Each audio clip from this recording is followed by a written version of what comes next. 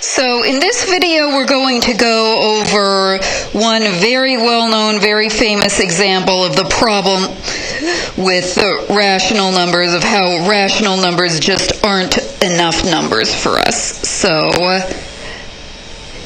here is a nice right triangle.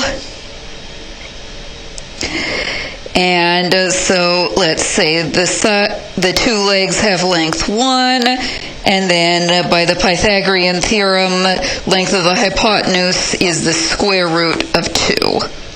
So, lovely. So what we're going to prove in this video is that the square root of 2 is not a rational number. There really ought to be a number that's the square root of 2. Look at it, Pythagorean theorem, this egg of a triangle has a length square root of 2, but none of the rational numbers are going to work for us, and that's not good. So this is going to be a little bit of motivation for why we need the real numbers. So we're going to start out with the following little lemma.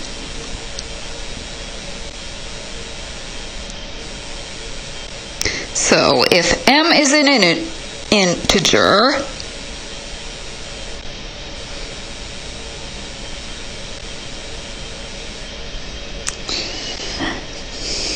and if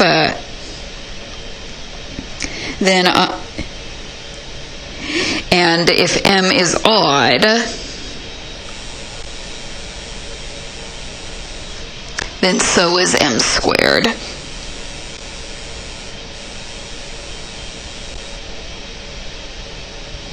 And to prove this,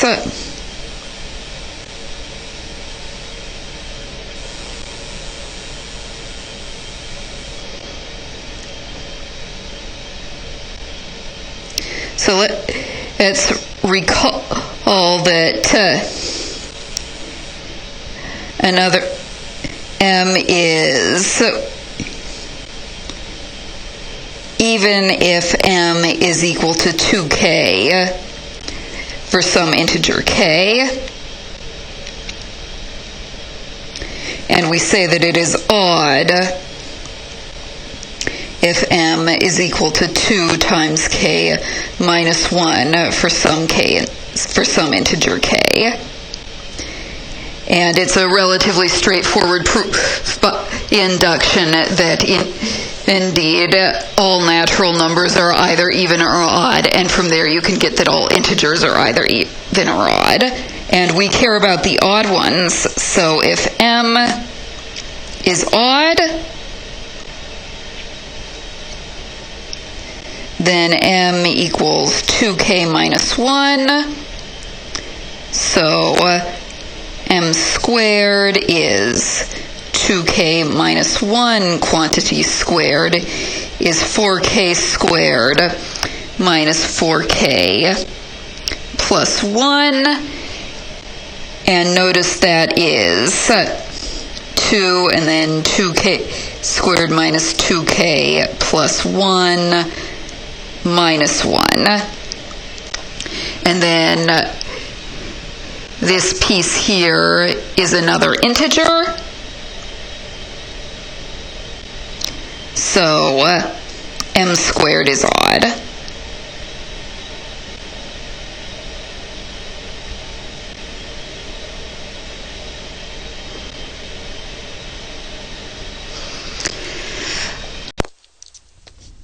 All right, so let's write down the contrapositive to the previous lemma.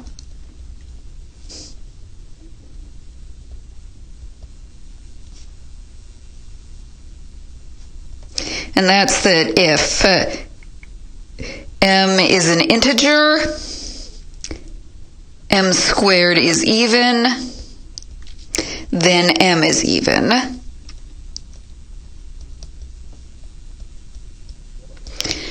And that's true just because if if m is odd, then m squared has to be odd, and that would be a contradiction. So if m squared is even, the only way that can happen is if m is also even.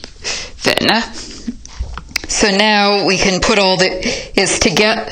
We're going to prove lemma 1.2.7 in your book. This is pretty well known.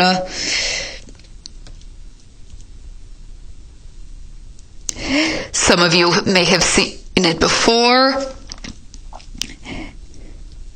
There is no rational number x with x squared equaling 2. And this really bothered the ancient Greeks because, there's obviously a number that's the square root of 2 from the Pythagorean theorem, but it's not a rational. So what can it be? And so we'll finish this, we'll prove that it is indeed not a rational, and then we'll start talking about how to construct the real numbers, which does let us have the square root of 2. So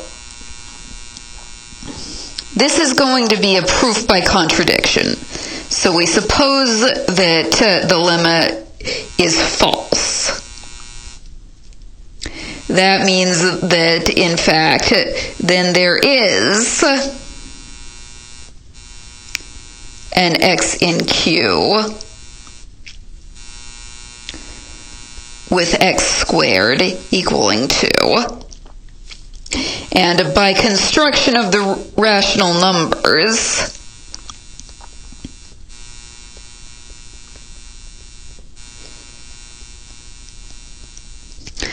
our rational number x must equal n over d for some n for numerator, which means n is an integer, and it's d that is a natural number. Sorry for the confusion. But it's the denominator you want to insist isn't allowed to be 0, so you might as well insist that one has to be the rational number. And n and d are relatively prime to each other.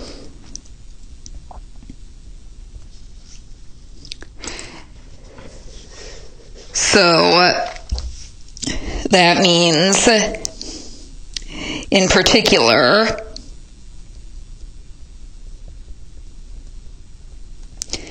n and d are not both even, because if they were both even, then you could they're both multiples of 2. They're both divisible by 2, so they are not allowed to both be even. So let's square this. So we've got that 2 is equal to x squared is equal to n over d squared. And we said we're assuming we know everything about rational numbers, so we know that to square them, you square the numerator and you square the denominator. And then we're going to multiply both sides by our denominator, so we get 2d squared equals n squared. So n squared is even.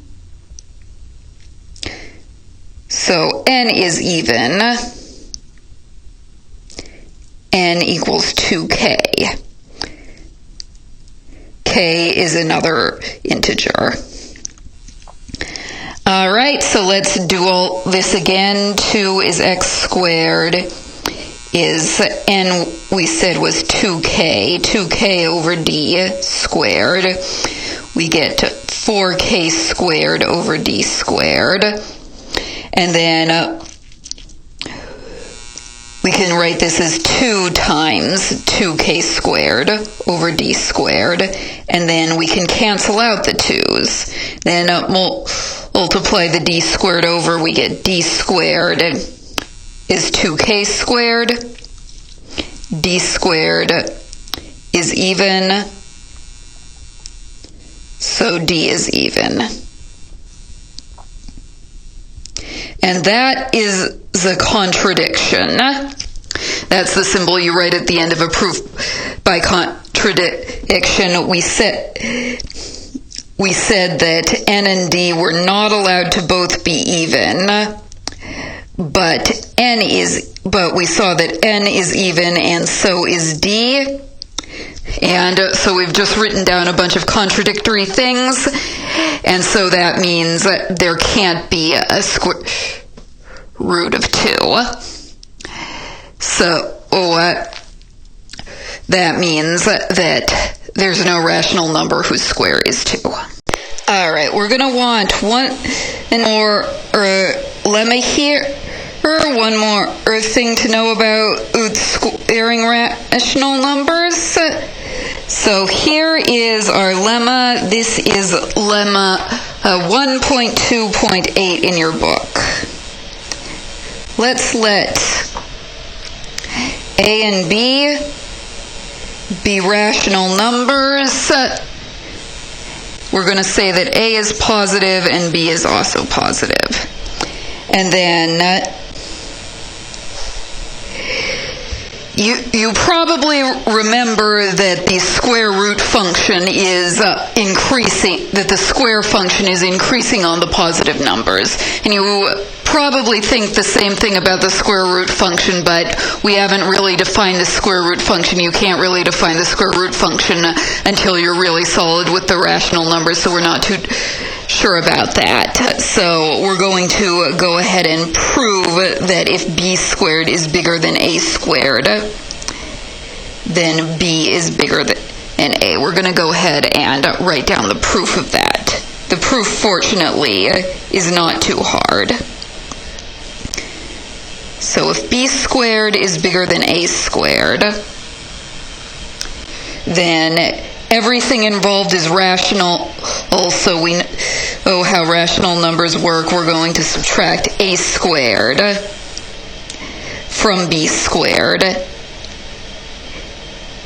And we're going to discover that that thing is in fact positive, is bigger than 0. And we're going to take our difference of squares formula. This is a plus b times b minus a. So a plus b is a positive real number.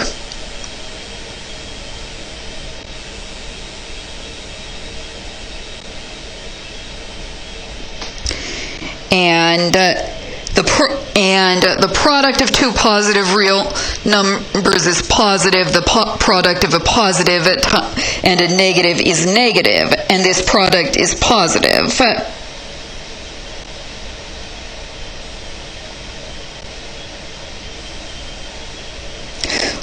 Put another way, multiplying and dividing by positive real numbers preserves inequalities. So we can say that b minus a is also positive.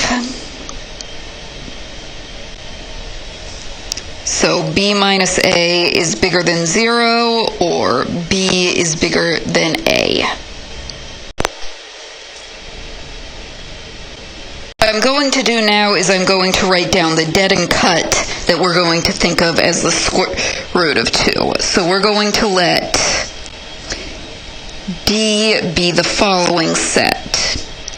We're going to take the set of all rational numbers Q that are positive and whose square is less than 2. Now that's not a cut. If you've got a positive number in a cut, you've also got 0 in the negative numbers. So we're going to throw in the set of all the rationals that are less than or equal to 0.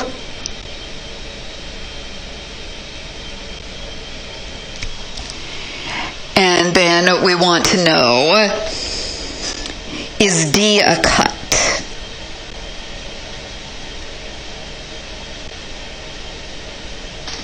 And to answer that, we just go down our axioms in order. D is clearly a set of rational numbers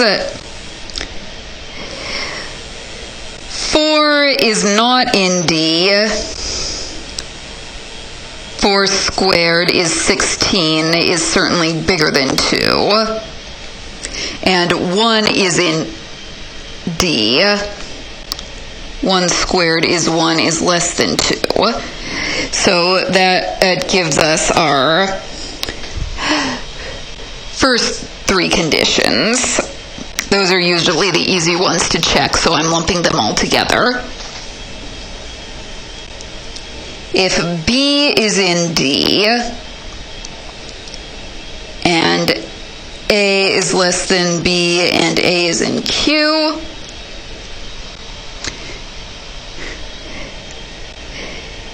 then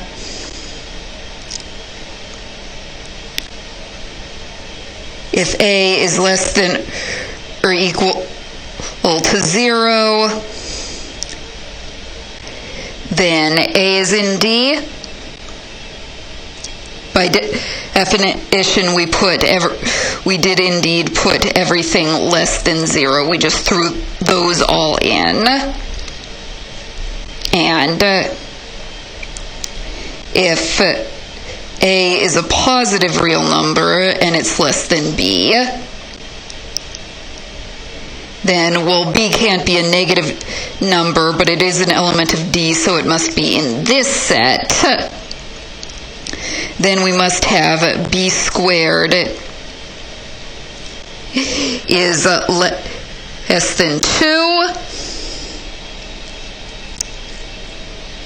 And we did not prove this is a lemma, but it should be pretty clear that A squared is less than B squared. So A squared is less than 2. And A is also in our set D, which we're claiming is a Dedekind cut. Here's our last condition. If B is in D, then we need to find a bigger rational number, or that's also in D. So first possibility, if B is non-positive, then C equals 1 satisfies. C is bigger than B, and C is in our set D. And if B is bigger than 0, here is what we are going to do. We're going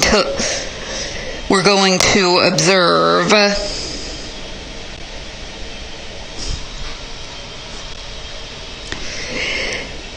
that B is, well, B squared is less than 2, so B is certainly also going to be less than 2. B squared is less than 2, so B squared is less than 4 is less than 2 squared, so B is less than 2. We are going to let epsilon, this is going to be we want epsilon to be a small number. We're going to take 2 minus B squared. Notice B squared is less than 2 by assumption, and it has to be in that first set in our Dedekind cut. And let's go ahead and divide it by 5. Let's make it even smaller.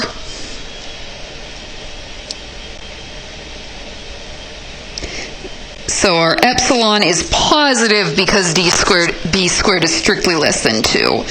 And it's also strictly less than 2/5 because B is positive.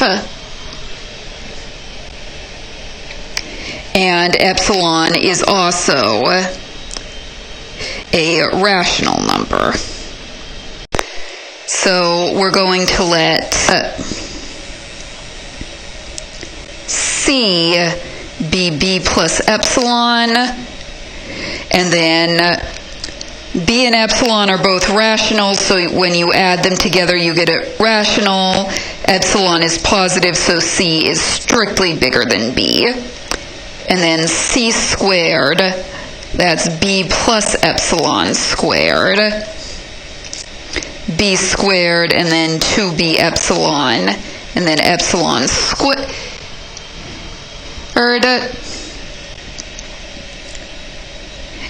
And then we said that b was strictly less than 2, so this is strictly less than b squared, and then 4 epsilon, and then epsilon. But that is equal to b squared plus 5 epsilon, which, if you look back at your definition of epsilon, this is why I divided by 5. That is exactly equal to 2. So the conclusion is that C is also in our set D. So D is indeed a Dedekind cut. And this is the Dedekind cut we're going to want to think of as being the square root of 2.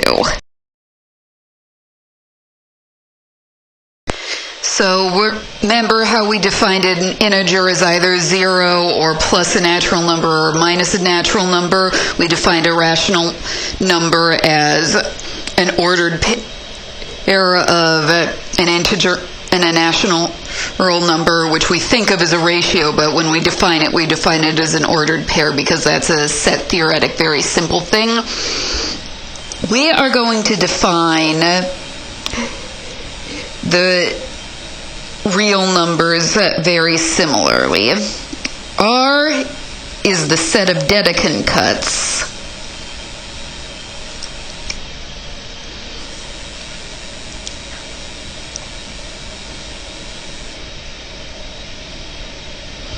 and a cut we are going to call Dedekind cuts real numbers.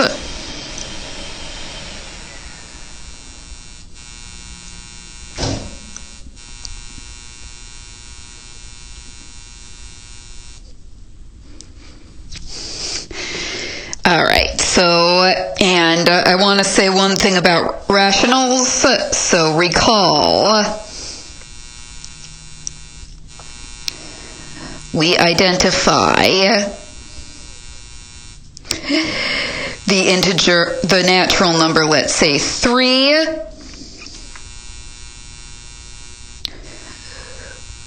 with the integer plus 3.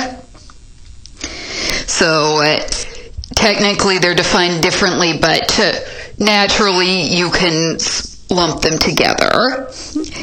And we're going to identify the integer, let's say minus 2, with the rational number negative 2 divided by 1. And very similarly, we're going to identify the rational number, let's say 7 over 4, with the cut, the set of all the rational numbers that are less than 7 over 4. So at some points, it's, at least in section 1.2, it's going to be convenient to think of real numbers as sets of rational numbers, and rational numbers as the things that build real numbers, but it's also going to be convenient, and especially going on in section 1.3 in further, we're going to just think of rational numbers as a subset of the real numbers, as well as the things we build real numbers out of. So Dedekind cuts, they're sort of complicated, but they're really the simplest thing that anyone's come up with. That one, it's rigorously defined in terms of simpler things, rationals and integers and so on. And two, the other thing we want is we want to come up with everything that we want to think of as real numbers. We can represent the square root of 2, for example, as one of these things. There are a lot of other nice properties we want for real numbers. I'm not going to make you go through actually all of arithmetic and algebra. I'm not going to make you prove that all of it's still works, but we are going to cover at least some of the basics. So we want to define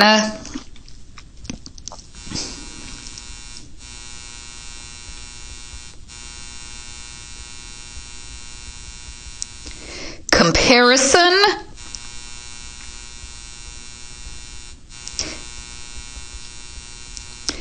that means less than or equal to, greater than or equal to, addition,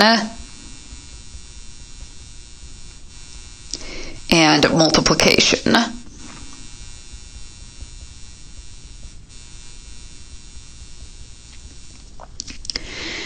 All right. So let's start with comparison. It's pretty straightforward. This is definition 1.2.14 in your book. So let's let alpha and beta be real numbers. That means they are Dedekind cuts. We're going to say alpha is bigger than beta,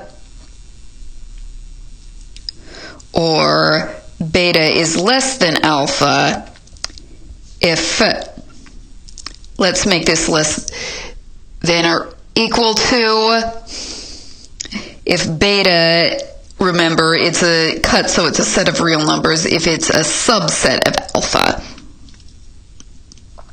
And alpha is bigger than beta, or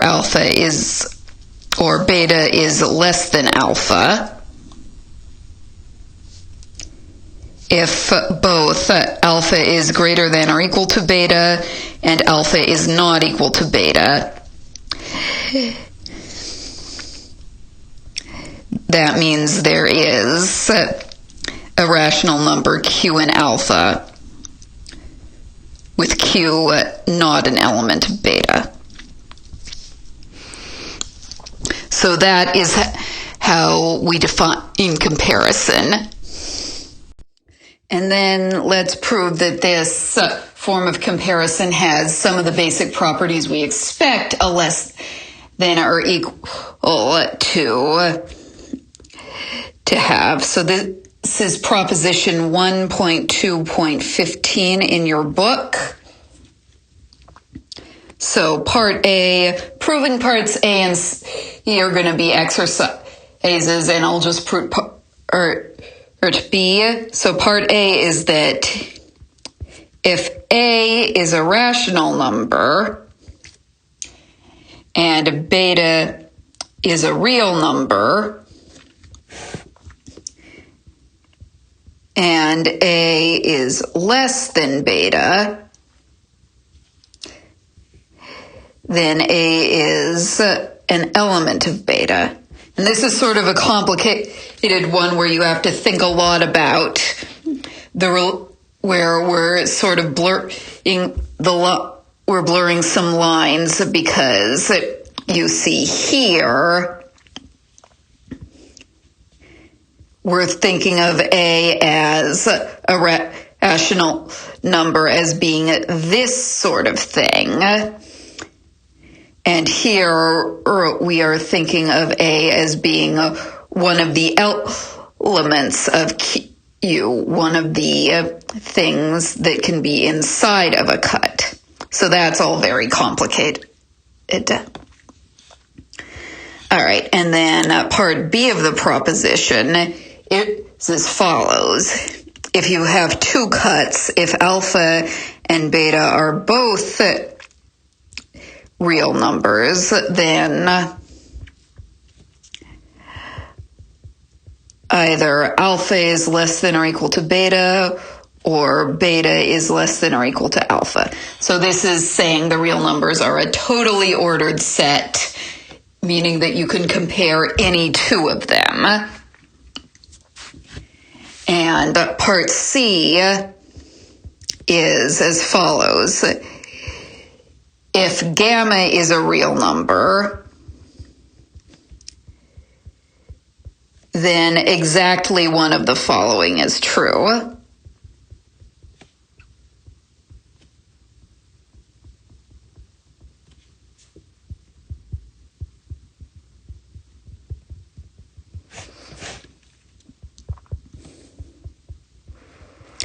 So either gamma is equal to 0, which, let me remind you, is the cut of all rational numbers that are less than 0, just the set of all negative numbers. And we know comparison in the rational numbers works the way we expect it to.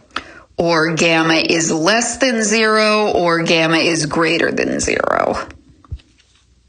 So let's go ahead and prove, I said I would prove part B of this. So here is the proof of part B. So we're going to let alpha be a real number, meaning a Dedekind cut, beta a real number, meaning a Dedekind cut, and suppose that alpha is not less than or equal to beta. Thus, alpha is not a subset of beta. So there is a rational number A in alpha with A not in beta.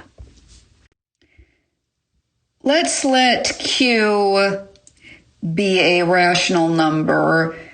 Q is bigger than or equal to our number A, which is an alpha. And then by the contrapositive of the last condition of a Dedekind and cut, A is not in beta, so Q is not in beta either. Thus, beta, beta is a set of rational numbers, and every rational number in beta, none of the rationals that are bigger than A can be in beta, so it must be a set of rational numbers that are less than A, because this dichotomy property is true for the rational numbers. Anytime you've got two rational numbers, one of them has to be bigger than the other one. Right, so,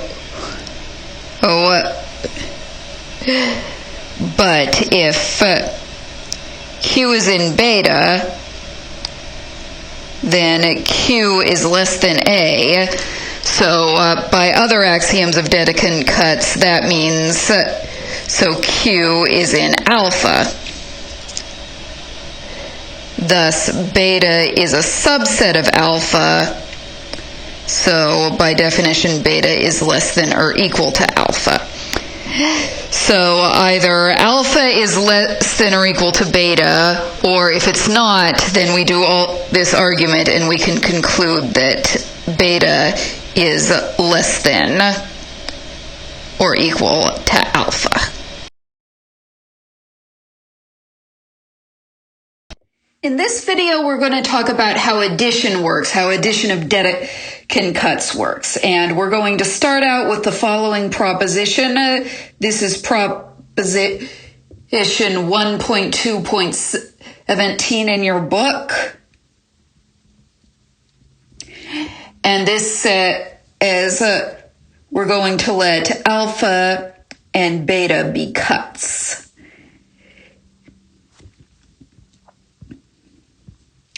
So that means therein are their real numbers. Then this thing, I'm going to name it gamma because that's going to make our life easier. Set of A plus B such that A is an element of alpha, B is an element of beta. This is also a cut.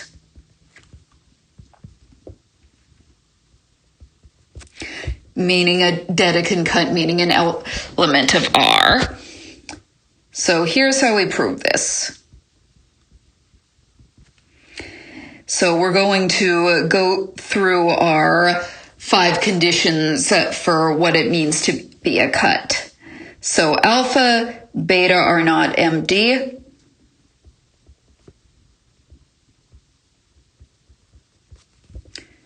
Then you pick any A in alpha, B, and beta.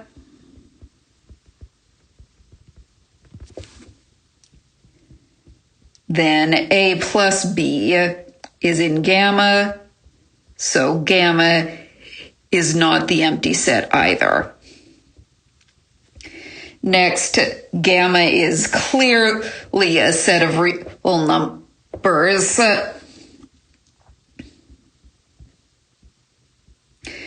A set of rational numbers, sorry. If A is in alpha, then A is a rational number. B is in beta, B is also a rational number.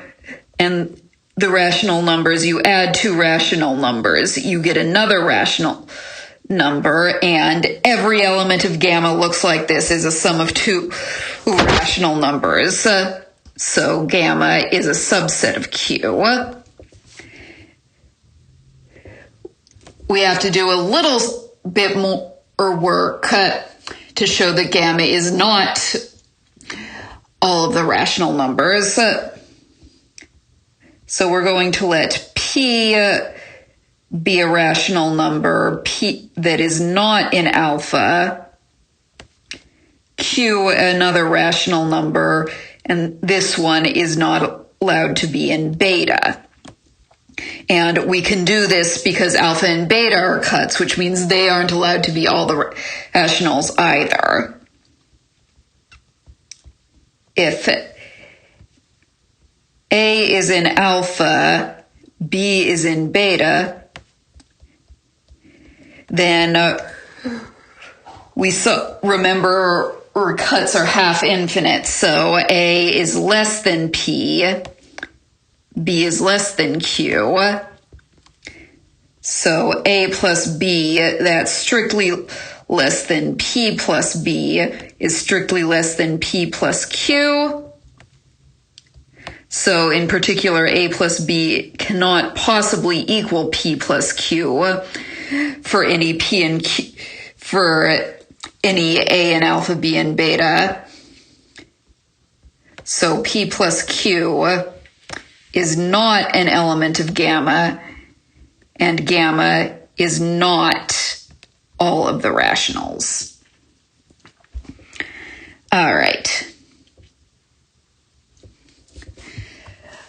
Let's see. Last 2 axioms, usually the most interesting ones. We let C be in gamma. And that means that C is A plus B for some A and alpha, B and beta. And then alpha and beta are cuts, so we're going to let P be an element of alpha with P bigger than A, and Q an element of beta with Q bigger than B. I'm sort of reusing letters here, or in the last bullet point, P, E, and Q were not in alpha beta, now they are. Then if we let D be P plus Q, that's bigger than our C, and it's also in our set gamma. So that last axiom, that any element of a cut has to have a bigger element of that in any element of a cut there has to be some bigger rational that's also in the cut. That's true here, and I'm sort of proving the last 2 axioms backwards, but that's okay. So let's let C in gamma, so C equals A plus B.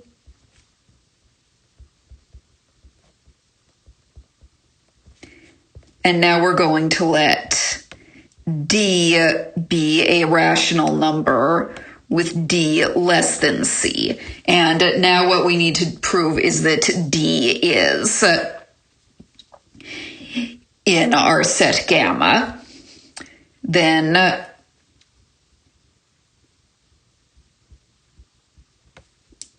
A plus C minus D, that's less than A, which is in alpha.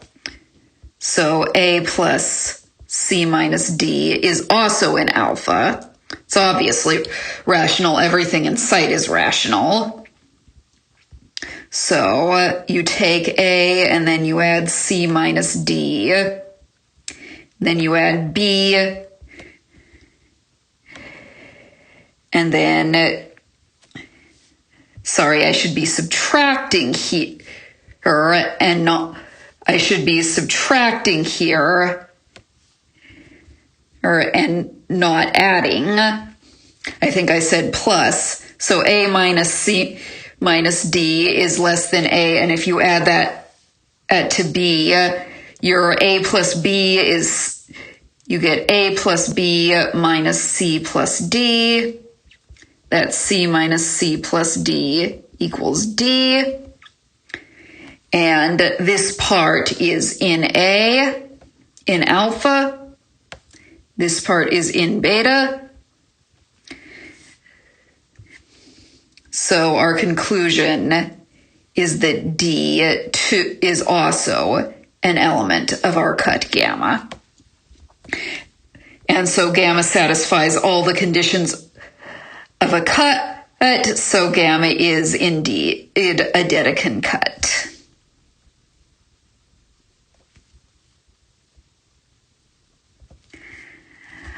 All right, so then here is our definition. This is definition 1.2.18 in your book. And this is that, and we just let sum be the cut in proposition 1.2.17, and we just prove that that is indeed a cut.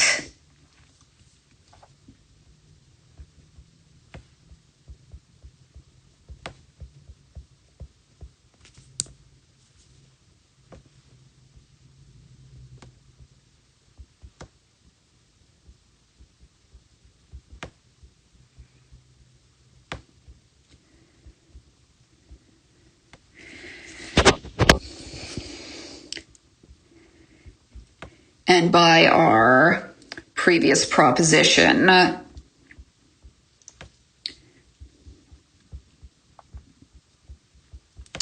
alpha plus beta is indeed another real number. And here's a proposition. It's not terribly hard to prove. The proof is left in it as an exercise. So it's fair game for the homework or for showing up on exam 1, proposition 1.2.19. That says that if alpha and beta and gamma are real numbers, then all the properties we know and love from addition hold true. In particular, addition is commutative.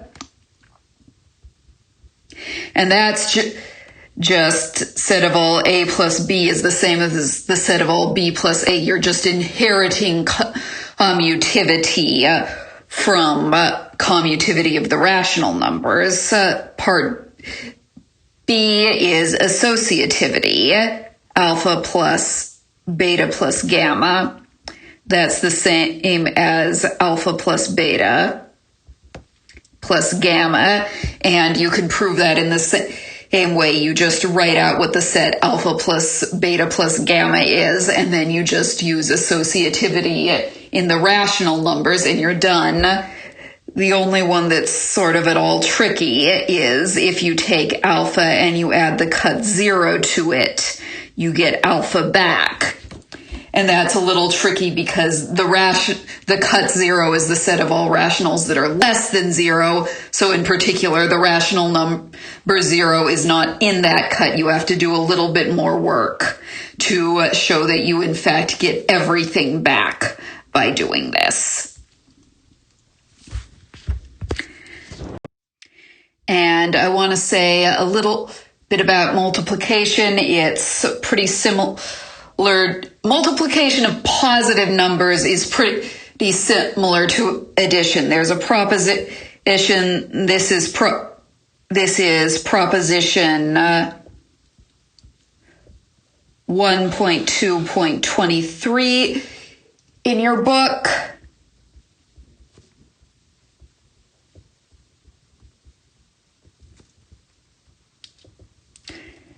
So we're going to take two positive real numbers, and then this thing,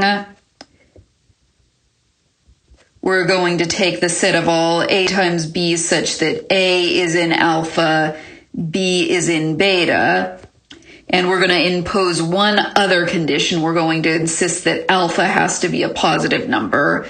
That is a cut. Addition, we're just adding everything in alpha to everything in beta, and now we're imposing this alpha has to be positive condition on it. Why are we doing that? Well, remember that cuts are these half infinite sorts of things, so they go arbitrarily far off towards minus infinity. So if you're negative, so any number that's negative enough, so if alpha is and beta are cuts, then any rational number that's sufficiently negative is going to be in them. So maybe you have to go down to minus 1,000,000, maybe you have to go to minus 1,000,000,000, maybe you have to go all the way to minus 1,000,000,000,000, but eventually you get arbitrarily negative numbers. Then minus 1,000,000,000,000 times minus 1,000,000,000,000, that's a really big positive number. So if we just had every A and B and alpha and beta, then their product would have everything in it, and or at least everything big enough, and we don't want this everything big enough nonsense going on. So we have to insist that A be positive to make this actually a cut.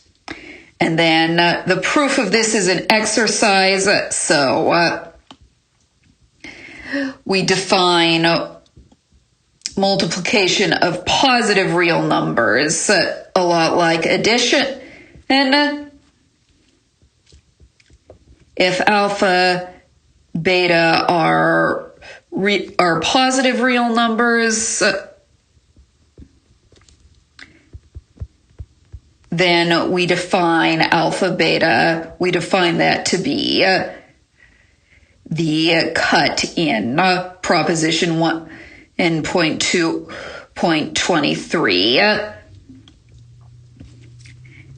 And then proposition 1.2.23 gives us that their product is indeed a real number. And then the next proposition, also an exercise, this is the very lazy video where I don't prove very much. I just say, oh yes, it's an exercise. So alpha, beta, gamma are real numbers that are all positive. Then, so first off, multiplication is commutative, and that's a little bit more work than showing that addition is commutative. You have to show that it doesn't matter whether you insist that A is the positive one or B is the positive one. Then part B, multiplication is associative.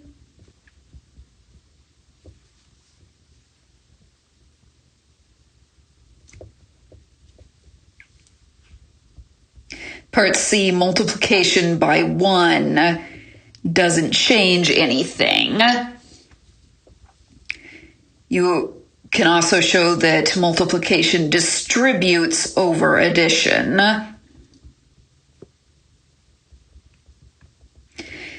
And